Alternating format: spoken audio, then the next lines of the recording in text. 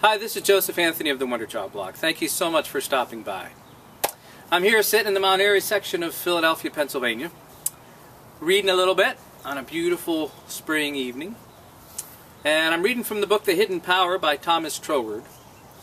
And I came across this chapter here. It's chapter 11. It's called Yourself. And this book was written originally in 1921. And so it's a bit wordy in its way. But I really like this chapter, and I thought I'd share it with you. Chapter 11, Yourself, by Thomas Troward. I want to talk to you about the livingness there is in being yourself. It has at least the merit of simplicity, for it must surely be easier to be oneself than to be something or somebody else. Yet that is what so many are constantly trying to do. The self that is their own is not good enough for them, and so they are always trying to go one better than what God has made them, with endless strain and struggle as the consequence. Of course, they are right to put before them an ideal infinitely grander than anything they have yet attained. The only possible way of progress is by following an ideal that is always a stage ahead of us. But the mistake is in not seeing that its attainment is a matter of growth, and that growth must be the expansion of something that already exists in us, and therefore implies our being what we are and where we are as its starting point. This growth is a continuous process, and we cannot do next month's growth without doing first this month's. But we're always wanting to jump into some ideal of the future, not seeing that we can reach it only by steadily going on from where we are now. These considerations should make us more confident and more comfortable. We are employing a force which is much greater than we believe ourselves to be, yet it is not separate from us and needing to be persuaded or compelled into doing what we want. It is the substratum of our own being which is continually passing up into manifestation on the visible plane and becoming that personal self to which we often limit our attention without considering whence it proceeds. But in truth, the outer self is the surface growth of that individuality which lies concealed far down in the depths below, and which is none other than the spirit of life, which underlies all forms of manifestation. Endeavor to realize what this spirit must be in itself, that is to say, apart from any of the conditions that arise from the various relations which necessarily establish themselves between its various forms of individualization. In its homogeneous self, what else can it be but pure life, essence of life, if you like so to call it? Then realize that as essence of life, it exists in the inmost part of every one of its forms of manifestation, in as perfect simplicity as any we can attribute to it in our most abstract conceptions. In this light, we see it to be eternally self-generating, a power which, to express itself, flows into form. This universal essence of life is a continual becoming into form. And since we are part of nature, we do not need to go further than ourselves to find the life-giving energy at work with all its powers.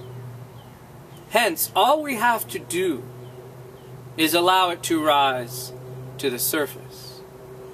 We do not have to make it rise any more than the engineer who sinks the bore pipe for an artisan well has to make the water rise in it. The water does that by its own energy, springing as a fountain 100 feet into the air. Just so we shall find a fountain of essence of life, ready to spring up in ourselves, inexhaustible, and continually increasing in its flow, as one taught long ago, to a woman at a wayside well. This upspringing of life essence is not another's. It is our own. It does not require deep studies, hard labors, weary journeyings to attain it. It is not the monopoly of this teacher or that writer, whose lectures we must attend, or whose books we must read to get it. It is the inmost of ourselves, and a little common sense thought as to how anything comes to be anything will soon convince us that the great inexhaustible life must be the very root and substance of us, permeating every fiber of our being. Surely, to be this vast infinitude of living power must be enough to satisfy all of our desires. And yet this wonderful idea is nothing else but what we already are in principle. It is all there is in ourselves now, only awaiting our recognition for its manifestation. It is not the essence of life which has to grow, for that is eternally perfect in itself, but it is our recognition of it that has to grow. And this growth cannot be forced. It must come by a natural process, the first necessity of which is to abstain from all straining after being something which at the present time we cannot naturally be. The law of our evolution has put us in possession of certain powers and opportunities, and our further development depends on our doing just what these powers and opportunities make it possible for us to do, here and now. If we do what we are able to do today, it will open the way for us to do something better tomorrow. And in this manner, the growing process which will proceed healthily and happily in a rapidly increasing ratio. This is so much easier than striving to compel things to be what they are not. And it is also so much more fruitful in good results. It is not sitting still doing nothing. And there is plenty of room for the exercise of all our mental faculties. But these faculties are themselves the outcome of the essence of life, and are not the creating power, but only that which gives direction to it. Now it is this moving power at the back of the various faculties that is the true innermost self. And if we realize the identity between the inmost and the outmost, we shall see that we therefore have at our present disposal all that is necessary for our unlimited development in the future. Thus, our livingness consists simply in being ourselves, only more so. And in recognizing this, we get rid of a great burden of unnecessary straining and striving, and the place of the old strum and drag will be taken not by inertia, but by a joyous activity which knows that it always has the requisite power to manifest itself in forms of good and beauty. What matters it whither this leads us?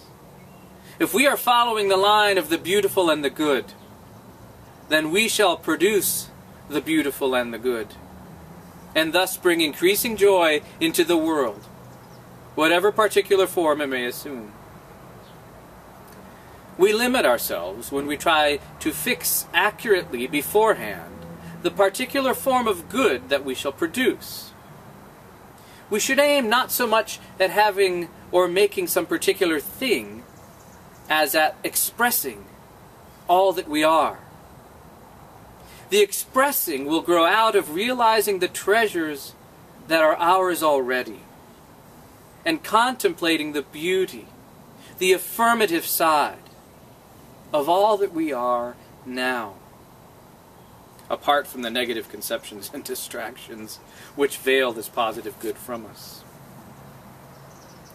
When we do this, we shall be astonished to see what possibilities reside in ourselves as we are, and with our present surroundings, all unlovely as we may deem them, and commencing to work at once upon whatever we find of affirmative in these, and withdrawing our thought from what we have hitherto seen of negative in them, the right road will open up before us, leading us in wonderful ways to the development of powers that we never expected, and the enjoyment of happiness that we never anticipated.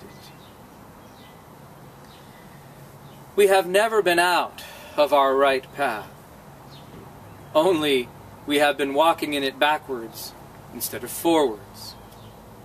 And now that we have begun to follow the path in the right direction, we find that it is none other than the way of peace, the path of joy, and the road to eternal life. These things we may attain by simply living naturally with ourselves.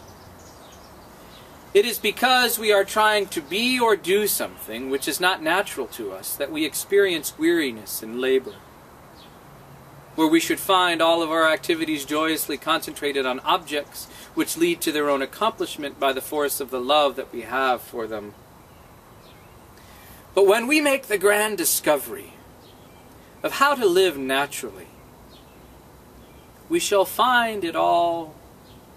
We shall find it to be all, and more than all, that we ever desired. And our daily life will become a perpetual joy to ourselves, and we shall radiate light and life wherever we go. That's good stuff, isn't it? I like it a lot. We ourselves have that power within us. We are that power. Our job is to recognize it. We can only start where we are. Can't start at the finish line. So love yourself. Be who you are right here and right now. Release the negative thoughts about yourself and your surroundings, Troward says. Focus instead upon the wonderful power that is within you. The positive things that you can do right now, no matter what your surroundings are. No matter what your addictions, shames, fears, anxieties, limited beliefs. There's so much you can do right here and right now with what you have, with who you are. You are already a light. The job is to shine even brighter, little by little, gradually, step by step, degree by degree. So, I hope you enjoyed this chapter and this little talk here. This is Joseph Anthony of the Wonder Child blog saying thank you so much for watching. Take care.